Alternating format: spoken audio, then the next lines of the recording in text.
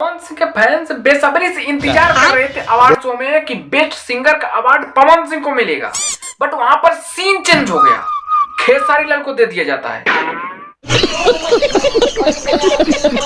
तो ऐसे ही मजेदार वीडियो आज की कुछ होने वाली है, तो चले स्टार्ट करते हैं।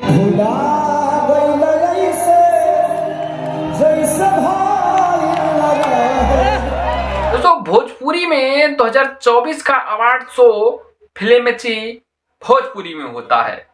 दरअसल वहां के हर कोई बड़े बड़े सिंगर आते हैं, बट कुछ ऐसे सिंगर को नहीं बुलाया जाता है। यहाँ पर जैसे हो गए नीलकमल भाई साहब, ये भी गाना बेस्ट गाते हैं।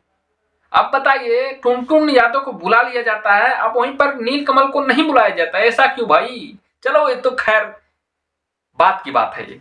अब भाई साहब जो बेसब्री से इंतजार कर रहे थे कि बेस्ट सिंगर का अवार्ड पवन सिंह को मिलने वाला था, अब पवन सिंह को अवार्ड क्यों नहीं मिला? खेसारी लाल को क्यों दे दिया गया? क्योंकि आवाज के बादशाह तो पवन सिंह है। हर कोई उनको आवाज का बादशाह, यानी कि उनके गले में मां सरस्वती जी का आवाज है, जैसा वो गा देते हैं वैसा कोई गा नहीं पाता भाई world wide. But Khesari Lal को क्यों दिया जाता है?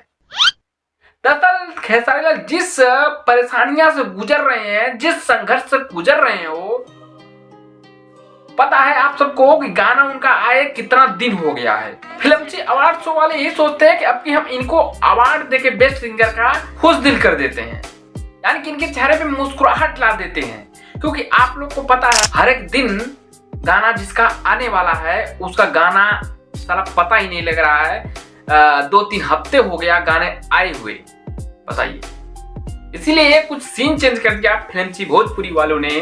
बट ऐसा नहीं है कि पवन सिंह को बेस्ट सिंगर का अवार्ड नहीं मिला। भाई हर कोई बोलता है कि पवन सिंह की आवाज में जादू है, भाई सबको पता है। बट आपको खेसारी लाल को ही दे दिया जाता है, लोग ऐसे सोचते हैं।